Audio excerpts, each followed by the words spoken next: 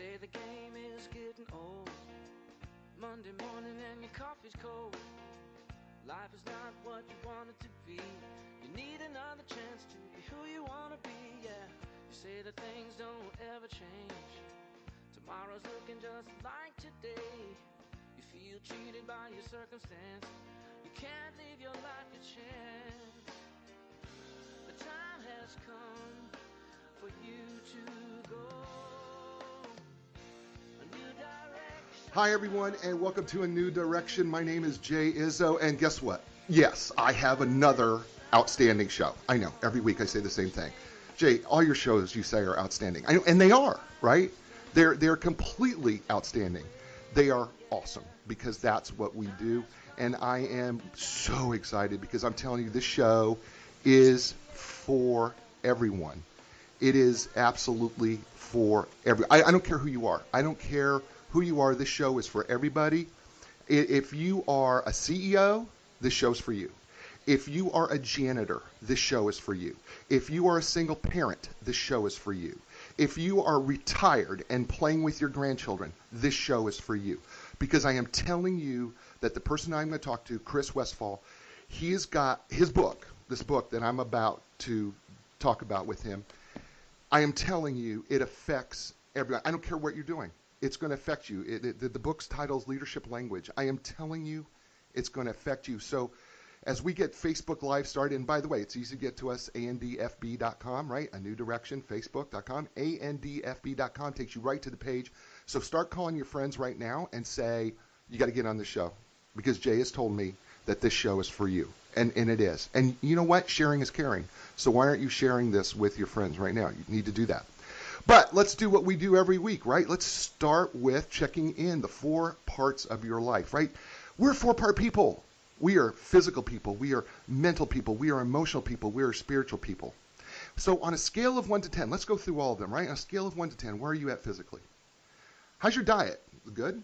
You getting some exercise in? How are you feeling? How's that physical feel? How are you feeling physically? Are you doing what you're supposed to do for your body? Okay, now look, I know that, you're going, well, I'm not a 10. Well, I don't expect you to be a 10. A 10 is relative. But let's say you're a 5, right? You say, well, I'm average. Okay, well, how do you get to a 5.5? What do you need to change? Do you need to change your diet? Do you need to change maybe a little tweak? Maybe you need to just take an extra walk, right? Maybe take the dog out. Even if you don't have a dog, pretend you have a dog and do a walk. What do you need to do to make that little change just to get to a 5 to 5.5? Remember, the goal is not to necessarily get to a 10 in one jump. It's just to get to that next step. All right, you got it? Okay, how about mentally? Where are you on that scale of 1 to 10? 1 being you're miserable, 10 you're awesome mentally, and you say, oh, I'm not sure I know what you mean. Well, what are you filling your mind with? What are you learning? How are you expanding your mind? And are you using both sides of your brain? Are you using that creative side, that right side of your brain, and the left side, that logical side of your brain? Are you reading books? Right? I mean, one of the things that this show does, right, it helps you with your knowledge. So if you're watching the show or listening to the show and podcast right now, you know what? You're expanding your knowledge. So that's a plus. So wherever you were before you started listening to the show, give yourself a half point because you are learning something that's expanding the mental part of who you are. And that's pretty awesome. All right? All right, how about emotionally?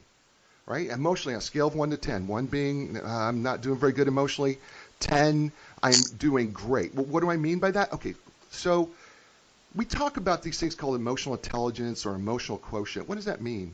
It really means is how well are you able to control your emotions? How intentional are you about controlling those emotions? When things go bad, and they will, right? I mean, as Chris is going to talk to us, you know what? Life happens, okay? He says that in his book. Life happens, all right? How are you able to control your emotions? What do you think about? What are you emotionally going through? Are you able to control that? And another part of that emotional intelligence and that emotional part of who you are is how well are you able to emote with someone else?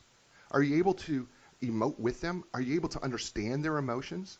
Are you able to relate to them on some level? And I don't care what you do. I don't care if this is about your children or your business. I am telling you, the better your emotional intelligence, your emotional quotient is, the better you're going to be. So where are you on that scale? And then finally, on a scale of 1 to 10, where are you at spiritually? And I know I get people all the time say, Jay, I'm not a spiritual person. Matter of fact, I'm an atheist. I don't believe in spiritual things. Well, you do.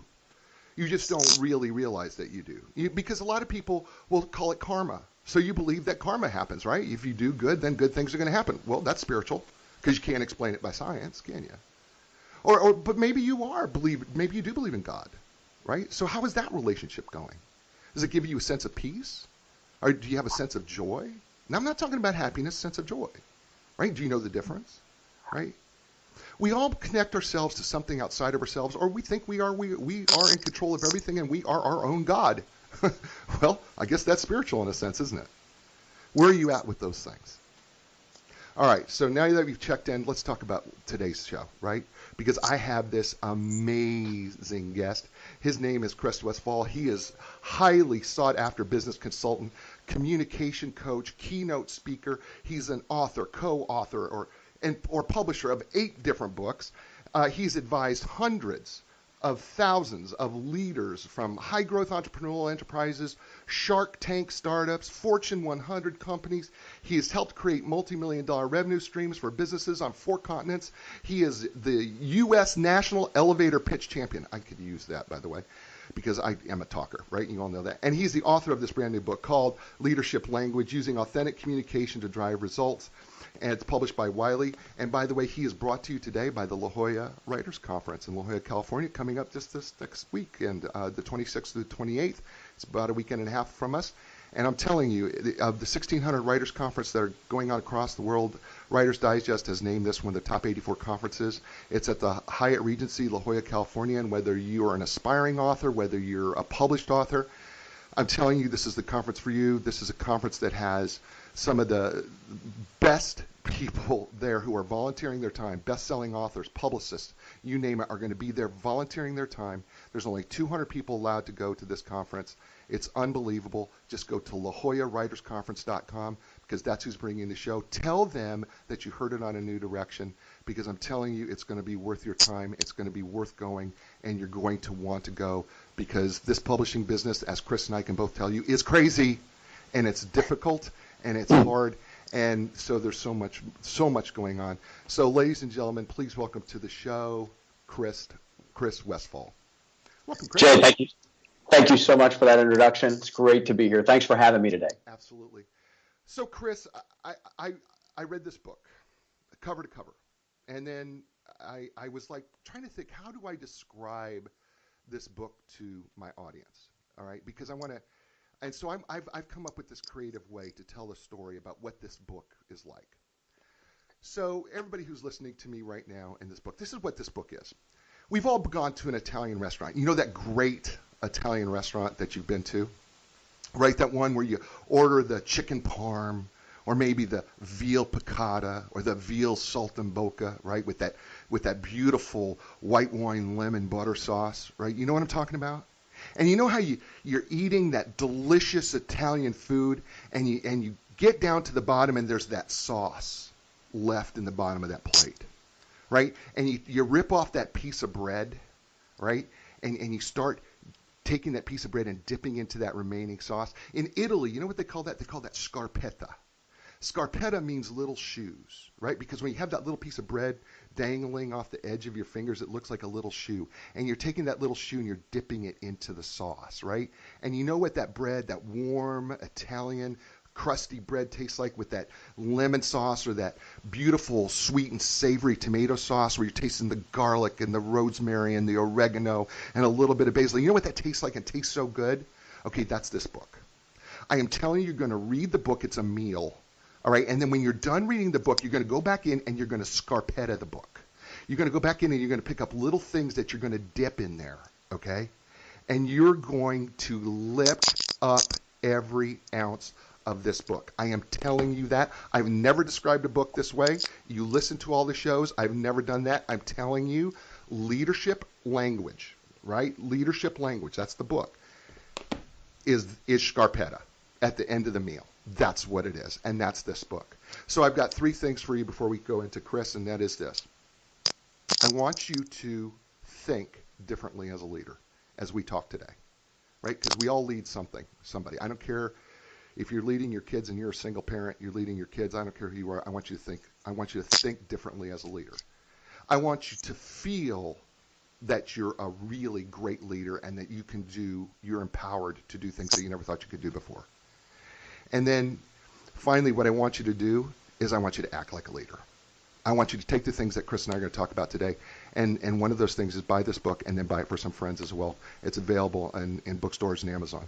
So Chris, there's the description of the book. So what do you think of that? Jay, I'm really hungry right now.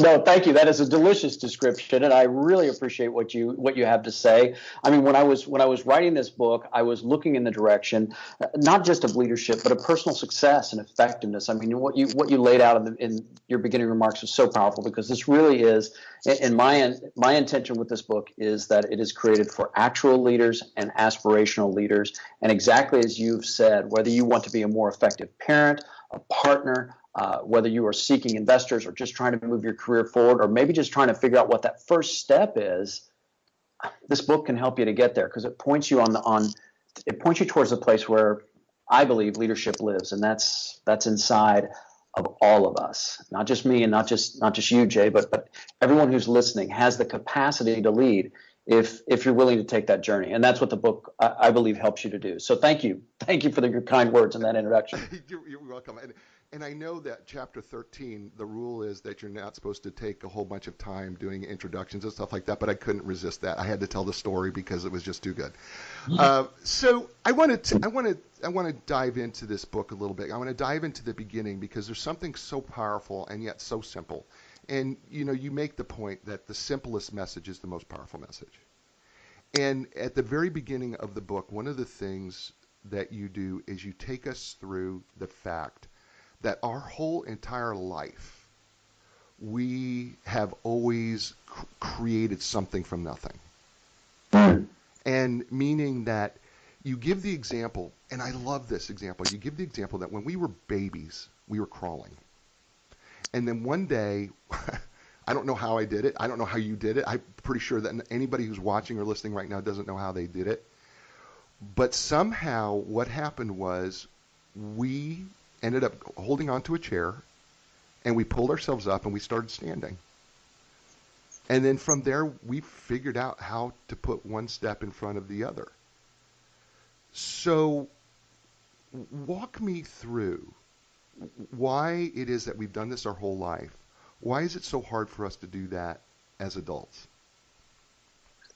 Sometimes we lose that sense of innocence and our own capabilities because, I don't know, school, college, responsibilities, mortgage, I don't know.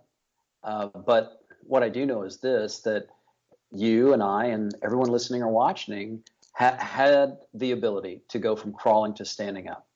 And for all of us, there was a time when we couldn't drive a car, and then we could.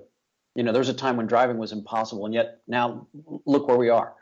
And life is a series of events and changes, and that points us towards our resourcefulness and our capabilities. And if it looks like you can't take the next step, look again. You've been doing it since you were a baby. And if you couldn't take that first step, you'd still be crawling around on the floor. There's a power and a resourcefulness inside of all of us. And that's what I'm trying to point to in that story, is to say that, as Nelson Mandela said, it looks impossible until it's done. And in that moment, when you pull yourself up on that chair, you know what? You never go back to crawling around again. Now, you might fall on your butt. I mean, just to speak frankly, but that's part of how you learn and evolve and grow.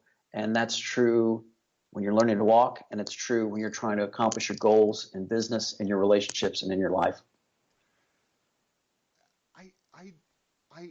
I know that you are right. And I know that we just get so involved with whatever we get involved with. And I think what happens is don't you think that we lose that exploration? You know how I remember teaching nursing students lifespan psychology, and I used to make them sit on the floor when we were talking about twos, because everybody talks about the terrible twos.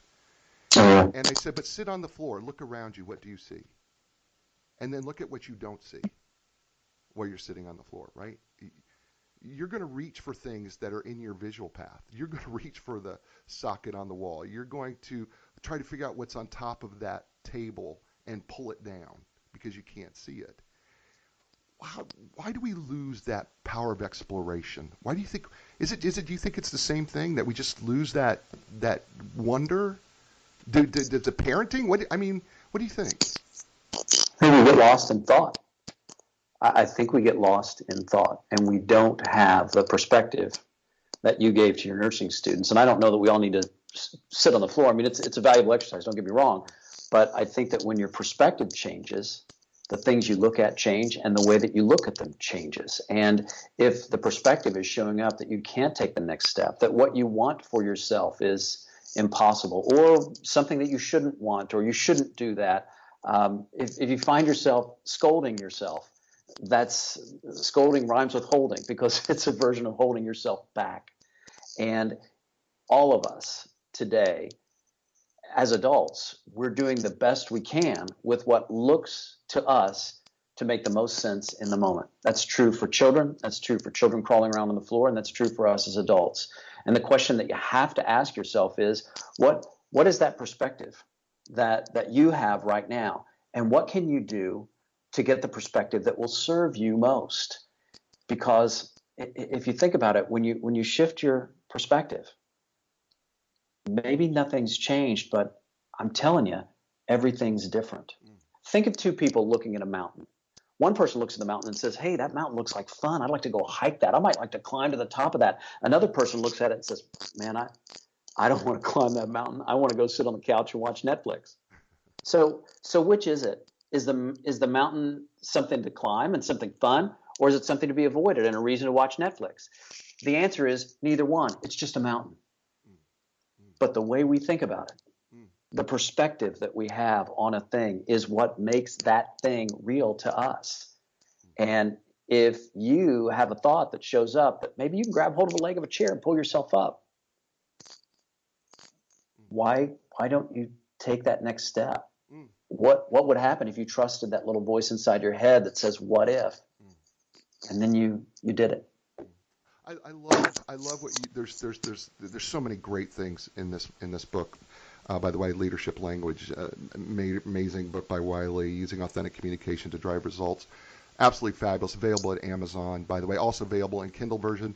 Find it at your local bookstore. If they don't have it on the shelf, just say, I want Leadership Language. I'm telling you, it's got an ISBN number. They can get it to any place that you want to get it to.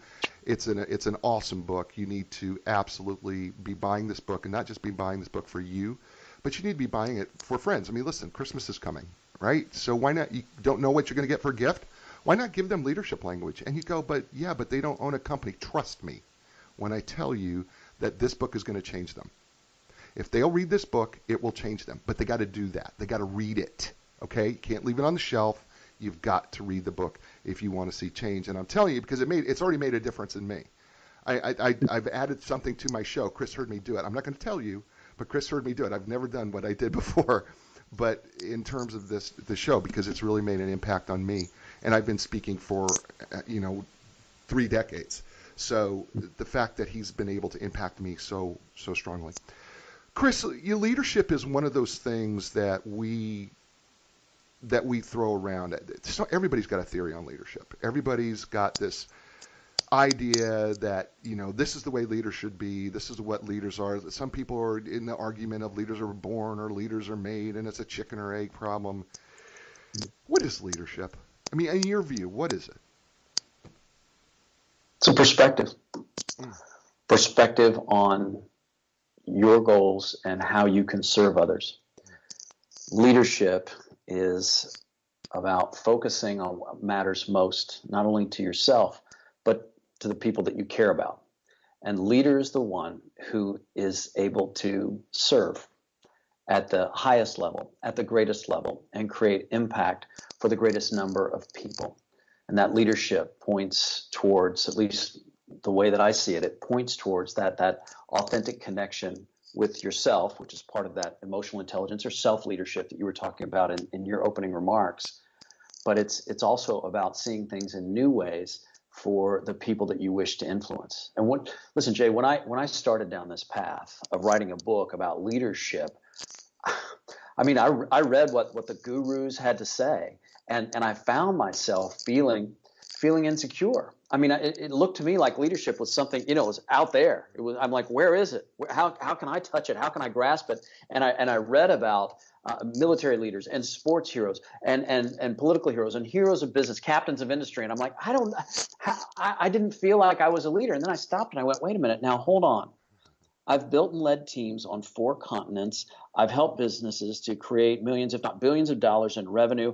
I've coached my clients onto Shark Tank, Dragon's Den, Shark Tank Australia. I've helped launch over 4 dozen businesses. Why am I feeling so insecure? Why am I feeling like leadership is something out there for someone else, when I know for a fact that it's been something that I've demonstrated? And the answer is that leadership is not something that's out there. Leadership is something that is inside, and the journey of leadership language, and the journey for the reader and for whoever is listening. If you wish to lead at a higher level and create a greater impact, you have to understand that leadership it's an inside out process. It's not something out there, and it's useful to read about people who have done some amazing things and accomplished great things, and the book shares some amazing stories. But at the end of the day, innovation is not about imitation, and the choices that others have made can be useful as guidelines. But at the end of the day, leadership is about putting your hands on the wheel and deciding to guide your life, and to the extent you're able, the lives of others, towards the results that you see and the vision that you seek. I love that. I think we fall into a trap, don't you? That we start reading all these books on leadership, and we probably do what you did. I think most of us have or will do, is that we read about stories about these great leaders, and I don't care. We'll go back to World War II. We'll read about Patton MacArthur, or we'll go forward and we'll read all these great leadership books, and we'll go, okay, so what can I do that they did?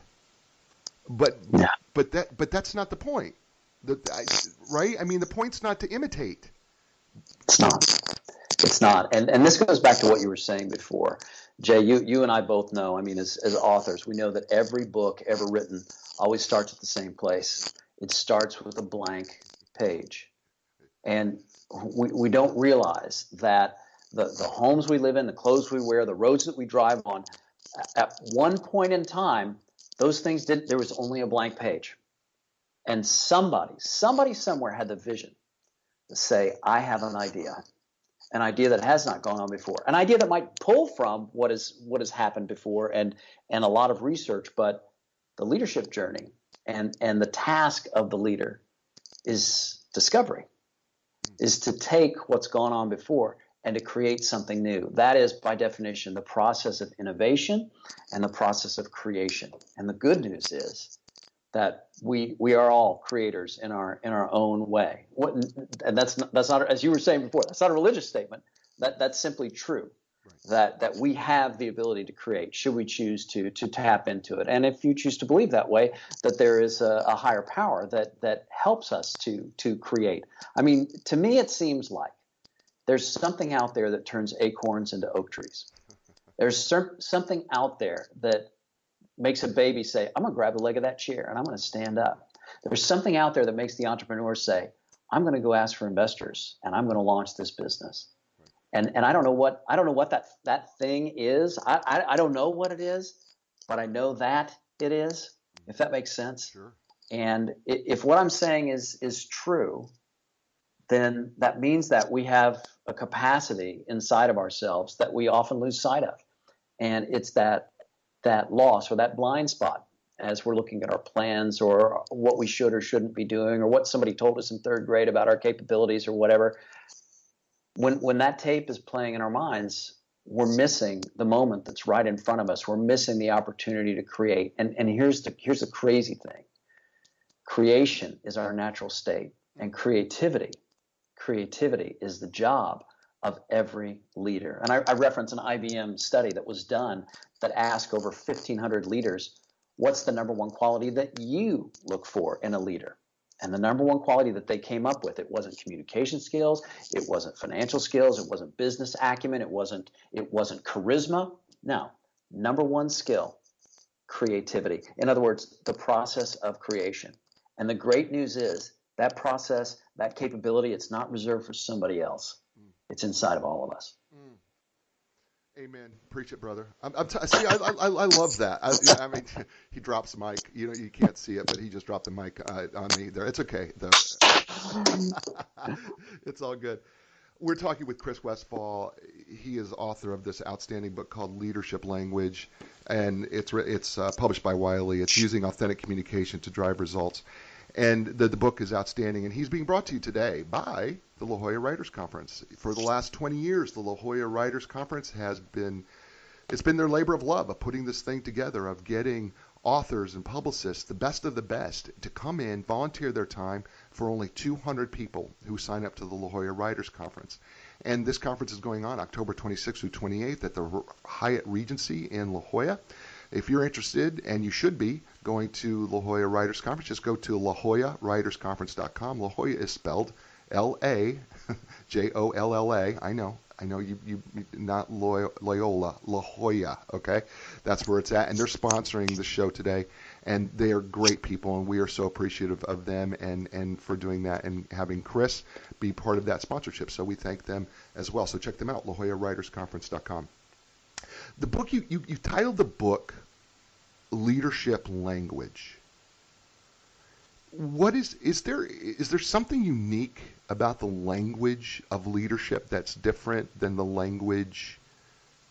Are we taking that too literally, or how should we view leadership language versus any other language that we talk to other people, or do we, in communication? To me, leadership language is the only language you need to know if you want to change your results. Now, we all understand the English language. Some of us are lucky enough to understand other languages. But no matter what language you speak, the ability to share your vision and your ideas and walk the talk, in other words, convey the actions that bring your ideas to life, is the key to creating a leadership impact. And the way that I see it, Jay, is the stories that you tell, the way that you communicate will teach people how to treat you, how to pay you, how to follow your ideas, how to invest in your business, how to go out with you on a date. I mean, there's no aspect of life, as you touched on so well in your introduction, there is no aspect of life that is not impacted by our communication skills. And today we've got more ways than ever to connect. And we're tweeting and we're liking, but are we able to make the connections that matter? And when it's time to get down to business, do you have the capacity to have the conversation? I read a Harvard Business Review study that says that 69% of managers, over 2/3 of managers, are uncomfortable communicating with employees for any reason. Now consider that. Over 2/3 of managers are uncomfortable with communicating with employees for any reason. And of course, those numbers change when they're talking about corrective action and that kind of thing, as you can imagine, the confrontation, the difficult conversation. But doesn't it make sense to have a tool that you can use to point you towards the skills that are missing and provide you with the confidence and the context for the conversation you need to have, the conversation that your employees deserve and expect, conversation that maybe your wife, husband, spouse, partner, boyfriend, girlfriend is looking for? What would it mean if you knew with certainty and confidence how to share your vision? What could that do for your career, for your business, for your relationships? The answer to that question is why I wrote this book in a nutshell. Yeah, when you say it that way, and you say it so beautifully and so eloquently, when you say it that way, the possibilities are endless, right? I mean, how much better is my marriage when we're both communicating openly and honestly and authentically, truly authentically, where we shed our masks and we are literally, Linda and I, talking to each other in that way. It's beautiful, right? Even if it's a hard conversation, and there have been those hard conversations. Trust me, there have been. Yeah. But the honesty of them is so powerful when you can do it, right? And it's true. It's true even in, my wife is a highly successful, she owns her own real estate business here in Raleigh, North Carolina. And, one of the things I'm most proud of her is her ability to communicate to her folks and create a culture that is open and communicative. And it's so powerful. I can't explain it to people. And yet, even the people that I coach, and I'm sure you do this too, is that you run into CEOs or folks that you coach or consult where you go, man, how did you even get here? Because you can't, you can't. I'm not sure who you're communicating with, but you're not communicating with your people. And then you give that statistic that 2/3 of managers don't want to communicate for any reason whatsoever. So why? Why don't they? Like anything else in this world, what is it that keeps us from doing something? And what is it that propels us towards something?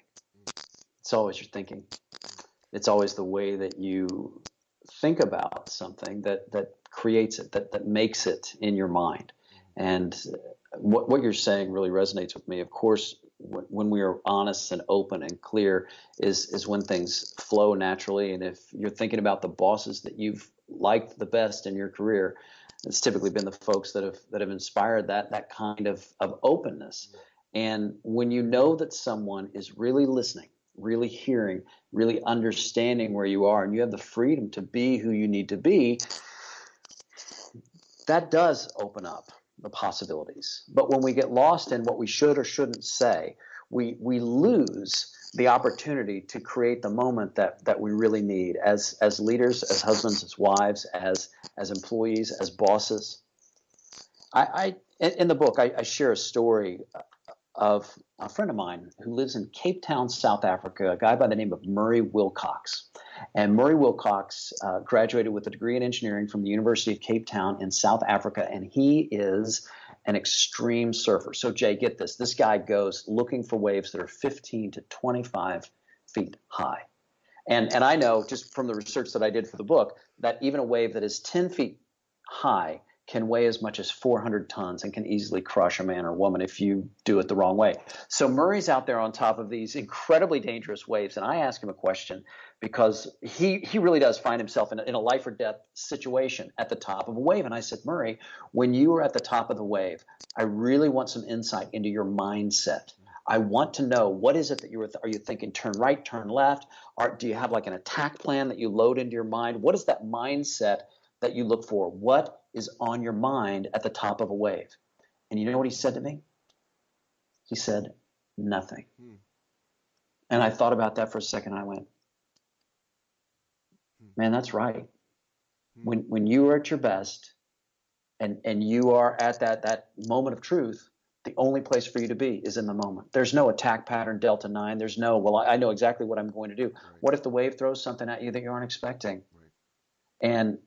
And I'm talking about surfing. I'm talking about waves. I'm talking about a guy from South Africa, but I'm talking about you and me and everyone listening to this call, because here's the thing. We always have the opportunity to engage in the moment. Right. And the mindset that I advocate, if there is a mindset that's advocated in the book, sure, is simply being in the moment. And one of the things that I say, one of the key themes from the book, is that you are never more than one thought away from new results. And when that thought shows up, rather than the planning or the pre-work or whatever it is that you might get lost in, when the thought shows up of the moment that you are in right now, that's where honesty, connection, authenticity comes through, because you are really there and you're really present. And by the way, if you're listening and you're watching this and you have a responsibility to employees, maybe you own your own business, you're responsible to customers, think about it. What do they want from you?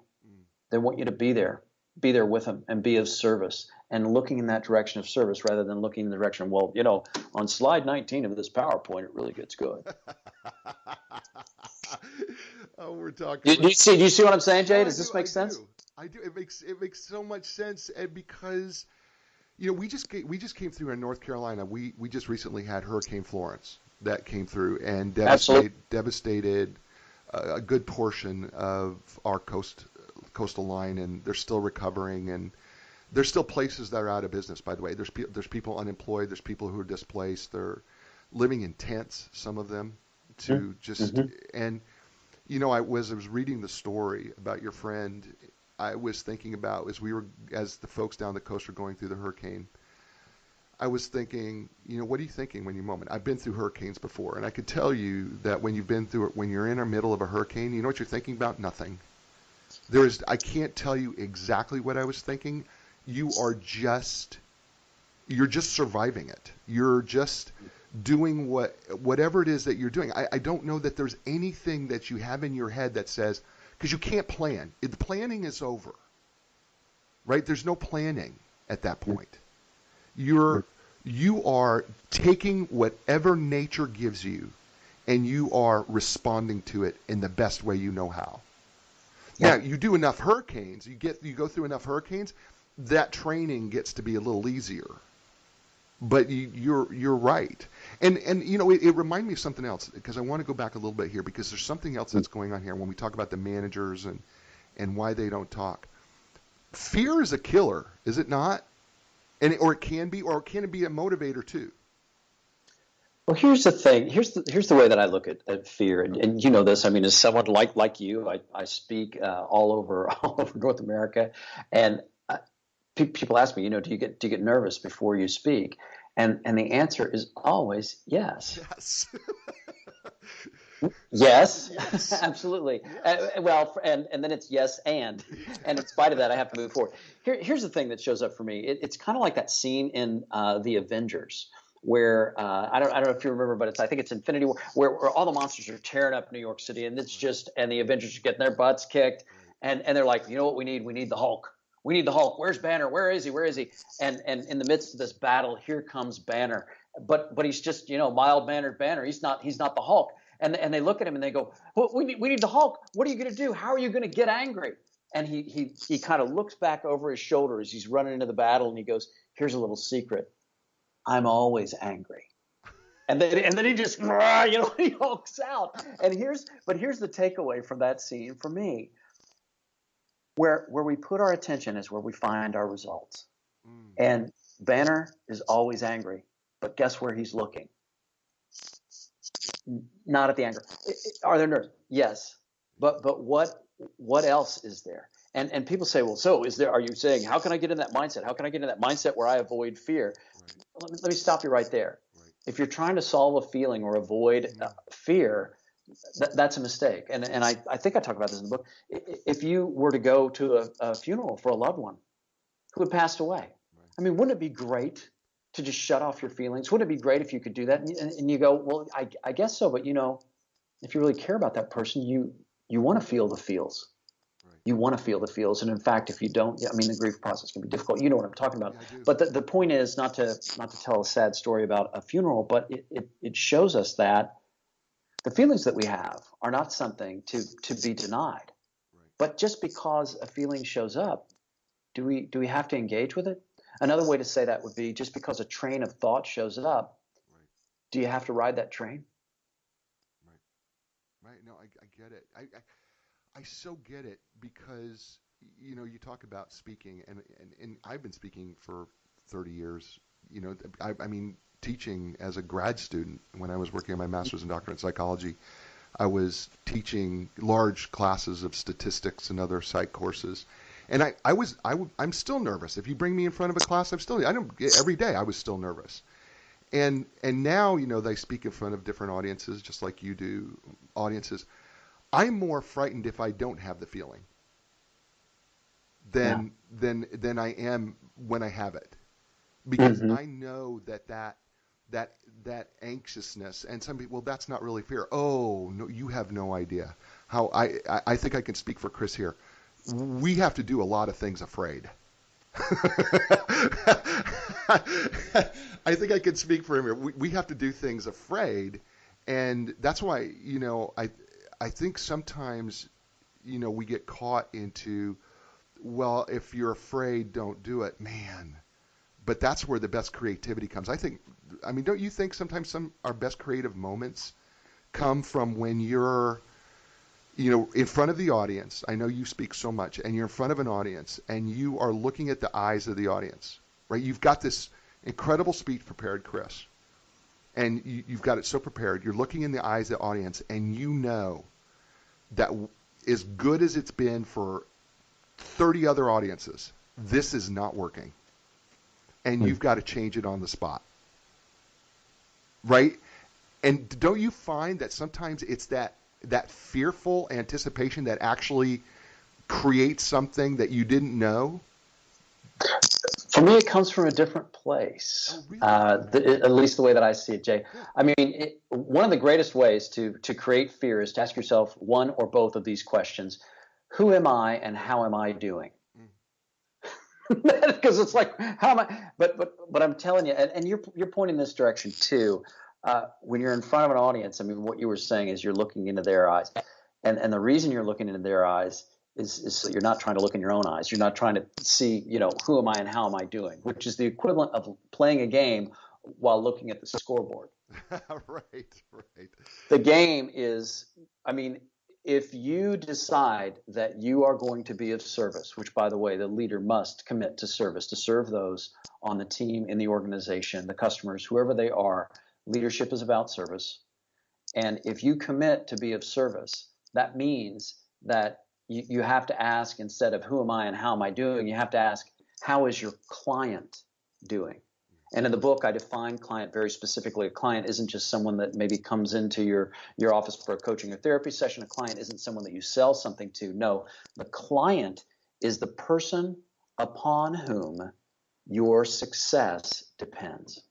So that means that your investor is your client. That means that the members of your team are your client. I have people that say to me, does that mean my wife is my client? I said, I sure hope so. Absolutely, yeah.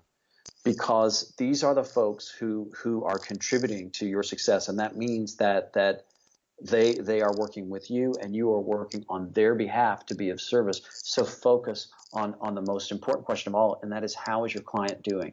And the only way that I can get up and I can do presentations like what I do, and in fact have this interview with you, Jay, is that I realize that whatever's going on with me is not nearly as important or as significant as what we might discover together in the course of this conversation. And that's the conversation that matters much more than whatever that voice inside my head is saying to me, which, quite frankly, right now is nothing, because where's my attention? It's on you, Jay. It's on your audience. It's on creating value and trying to bring the book to life in some small way to make the transformation that I know people are capable of. That's so much more important than my fears, my insecurities, and even like Banner, even my anger. It doesn't matter. It doesn't matter. What's going on with my client is what's most important of all. We're talking with Chris Westfall, and he wrote this amazing, outstanding, incredible Scarpetta. You're going to have to listen to the beginning of the show if you want to know what I mean by Scarpetta book. It's called Leadership Language. It's published by Wiley. It's a brand new book. By the way, you can get it on Kindle version. You can also find it at your favorite bookstore. You can find it, of course, on Amazon, and you can go to westfallonline.com, and you can even order it directly through there as well. And it's a great read. It's a matter of fact, I had written your publicist, and I had said I read about a book a week because of the show, and I have some amazing authors like yourself who have graciously allowed me to interview them on the show. And I said, of all the leadership books that I have read, I said I would put this one at the top.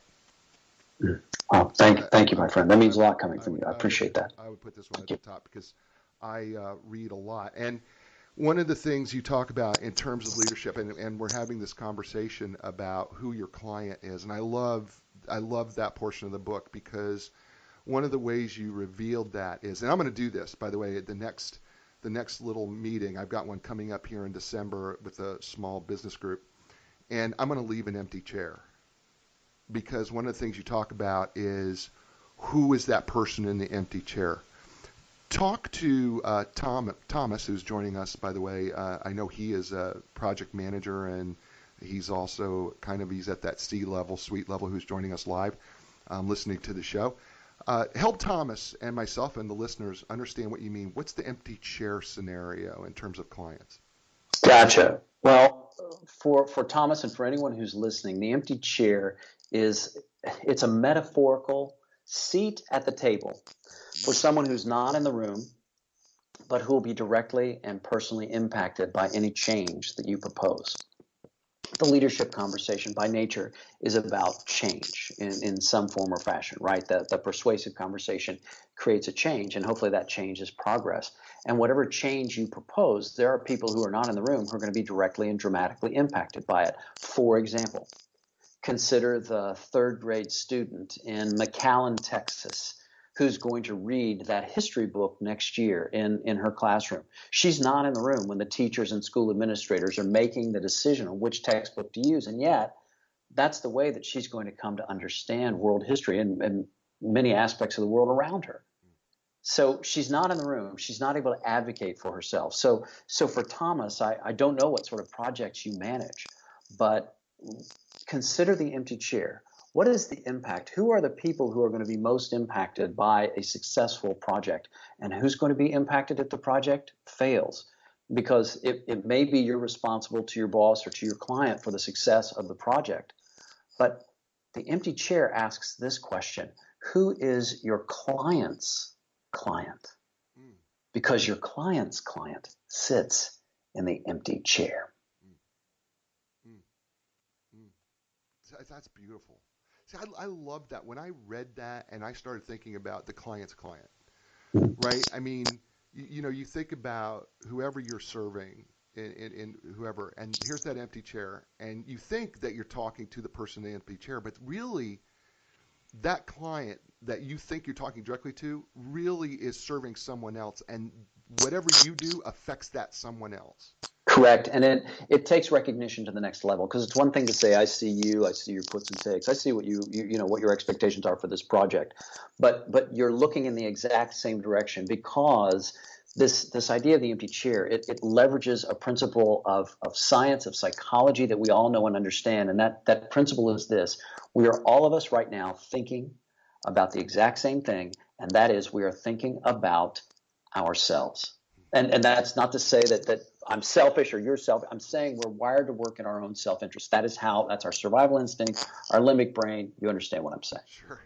But isn't it true that, I mean, I know it's true for me. I have people who are here with me, but they're not literally here with me. I'm talking about my family. I'm talking about vendors, clients, people that support me, my publicity people. I mean, all the folks that are a part of what makes this thing go, this thing called life. And I know that's true for me. And if you're listening to the sound of my voice and you're going, yeah, that's kind of true for me too. Well, if it's true for you and it's true for me, then that means it's true for the clients that you serve. It's true for whoever has the ultimate responsibility for the success of that project that Thomas is working on. If it's true for all of us, how can you leverage that understanding to create a deeper and more impactful conversation? Start with what your client is thinking. Start where they are and consider the people and objectives that are top of mind for them. Otherwise, I should have written a book about how to kick the door down and force your will on others. That nobody read that book because it doesn't work. That's not how it works. Start with what your listener is thinking. Start where they are, and you are already ahead of the conversation. Because when you look in their direction, you can start there to help them to see your vision and what it is that you propose that can create the progress that's missing. That's beautiful. And I think we kind of misinterpret this. Like, if you're not a C-suite person, right? I think we think, well, I'm not really, I don't have that empty chair. And I have a different perspective. Tell me if you agree with this or not, because, and it's okay. I'm comfortable being disagreed with, by the way. It really is. But I think of an employee, and I've asked employees a number of times, who is your number one client? And they will point to this person or this person. And I said, have you ever thought that the person who signed your check is your number one client? I mean, like, in my marriage, my number one client is my wife.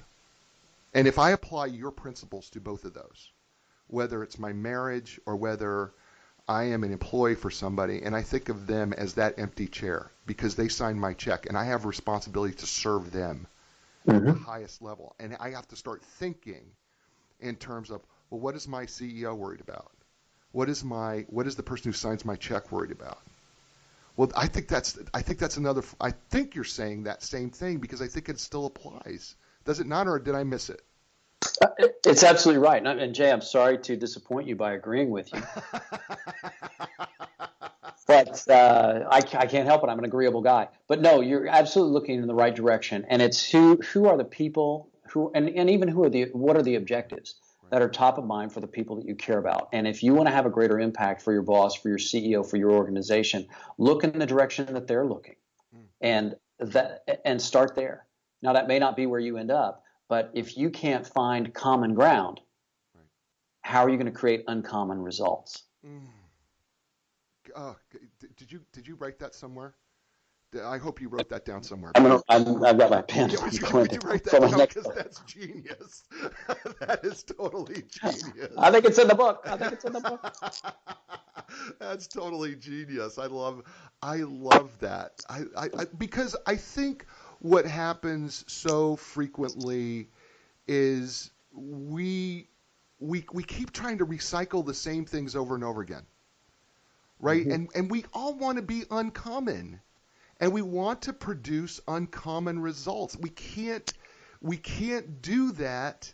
What Einstein is famous for saying, if you're trying to do the same thing expecting a different result, it's insanity. And I think sometimes even in leadership and even as we work, I think we're thinking that we can do something a little bit better, but it's the same thing everybody else is doing, and we're not producing an uncommon result. And I think that's critical. And it's what we want. I think it's what we want inside of us, isn't it? Not only is it what we want inside of us, but it's what we all have inside of us. And what the realization that I came to in writing this book is that it's not about giving people 6 more steps or 9 tactics to worry about or laws that they need to memorize. It's actually about taking things away that points us towards our nature to create. And it's when our thinking dies down. When our thinking dies down and when we get quiet, like what you were talking about in the middle of a hurricane, at the top of a wave, that's when we are at our best. And this book is designed to look beyond, meditation and mindfulness to simply create an understanding of the way that thought works. And the way it works is this: we're going to have thinking. It's going to show up. You're going to think you're not good enough. You're going to think you're not capable. And you know what I say to that? One word: next. Because look, we got hundreds of thoughts showing up, sometimes every minute. If you've got ADD, you might want to up that number a little bit. I don't know. Squirrel. Anyway, but you know what I'm saying. We have hundreds of thoughts that show up, and a new one is on its way. And whatever it is that you are seeking, the new results that you are looking for, they are never more than one thought away. It's just a matter of identifying that thought and engaging with it, instead of engaging with the thought of what your mom told you about your capabilities, your intelligence, your whatever. The problem with the past is that it's fixed. You can't change it. And if you're trying to drive by looking through your rearview mirror, you make some mistakes, to say the least. We've got to have the courage to look in the direction that serves us, to look in the direction of leadership, and to look in the direction of the kind of communication that serves you. And that communication is never about who am I and how am I doing and what happened to me in 3rd grade and how am I bringing that story to life. This book is not about cognitive therapy. Right. It's about realizing new results. And no matter what it is that you've gone through in the past, no matter what you've been through, and believe me, I've been thrown up against the fence by life on more than one occasion.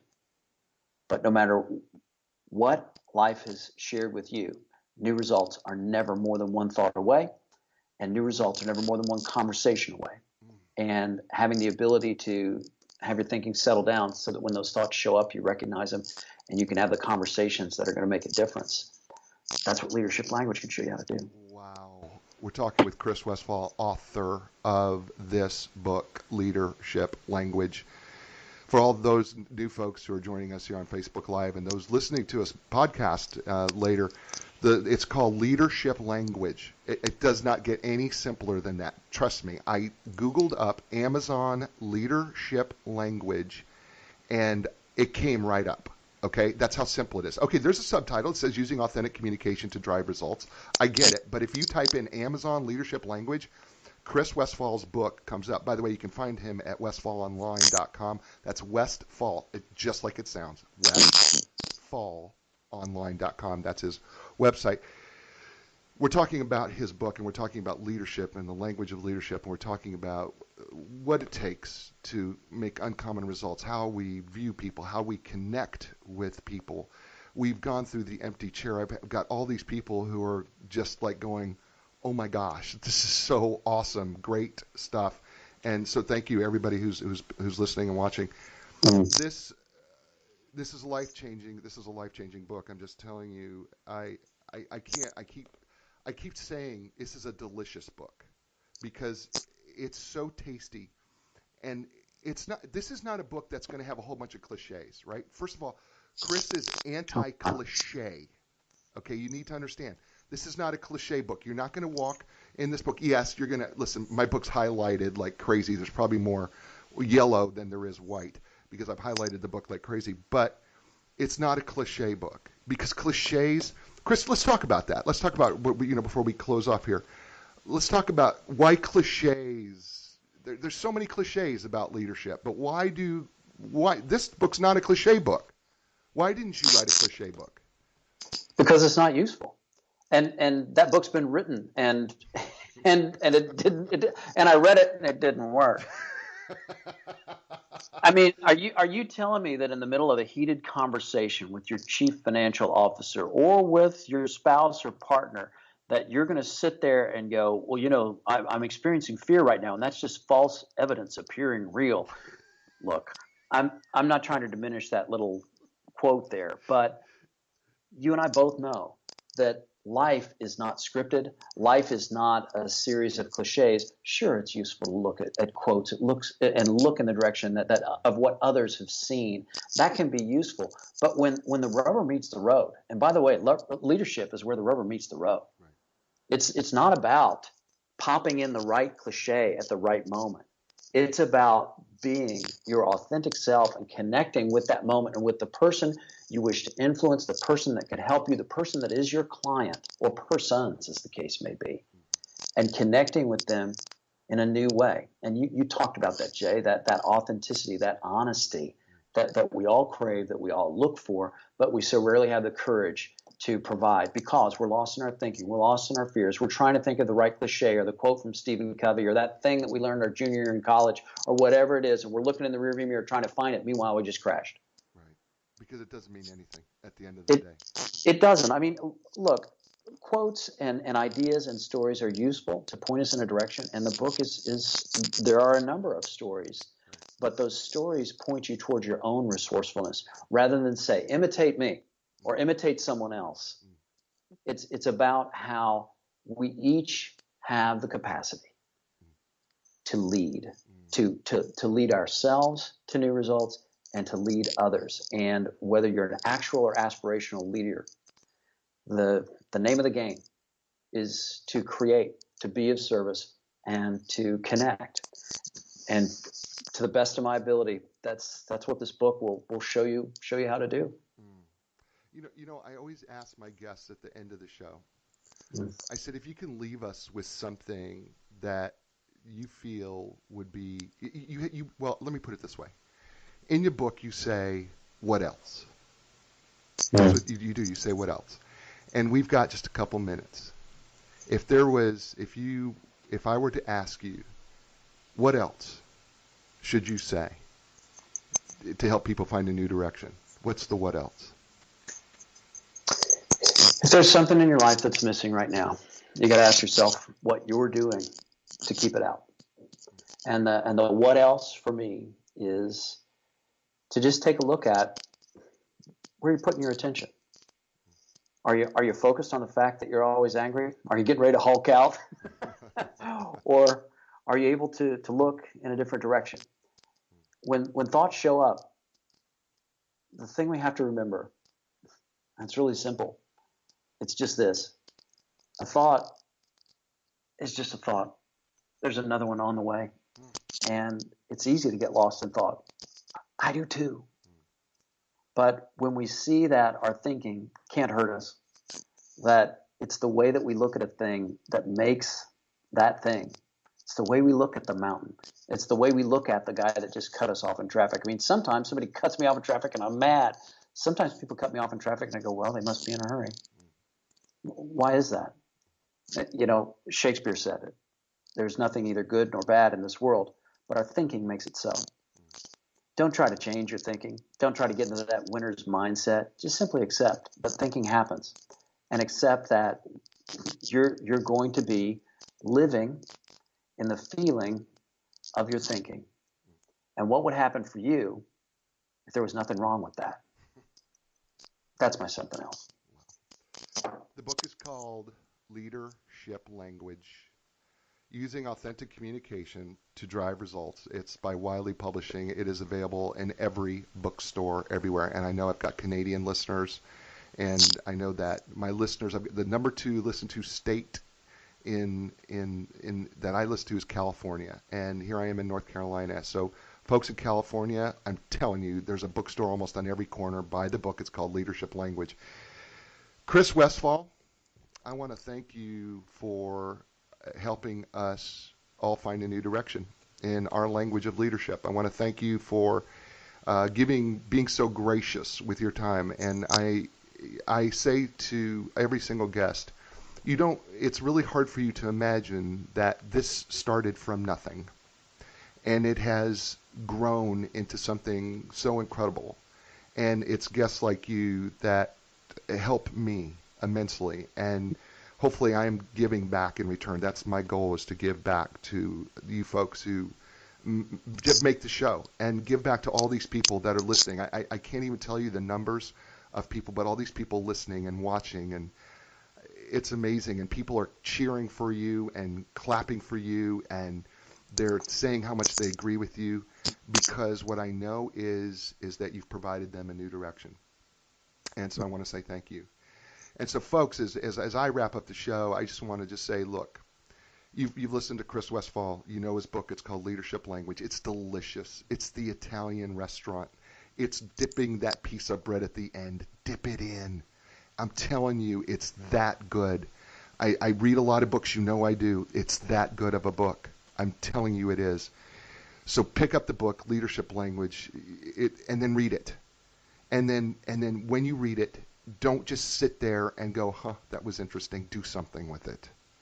Go out there, and don't just do something with it.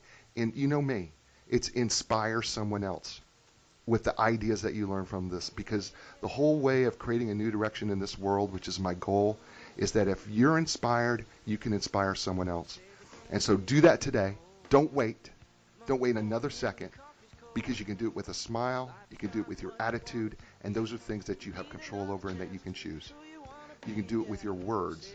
You can do it even with your words, as Chris told us today. And by the way, you can find Chris at westfallonline.com. westfallonline.com. So make sure that you check him out. It will all be on the website at the jizzo.com website. You'll be able to connect up with Chris. I will have all his information there. I will have the book and the links to get to the book directly. I will have everything right there at the jizzo.com. By the way, this will be you're listening to episode number 17. So if you're listening to episode 17, you can listen to this over and over and over again, because I'm telling you, you're going to want to. You're going to dip in. So everybody, I'm just going to say this as I say goodbye to Facebook Live and everybody who's been listening all over this great world of ours and this great country that I get to live in. Thank you so much for joining us, and we will see you soon. When you lost your confidence and the answers don't make sense, got to keep your hope alive. You got to know you can survive. This is your time to fly. A new direction, a brand new day. A new direction, things are gonna change. You can find the strength to go a different way, yeah. The time has come. Your dreams will take you places you have never been before. Find your passion, find your strength.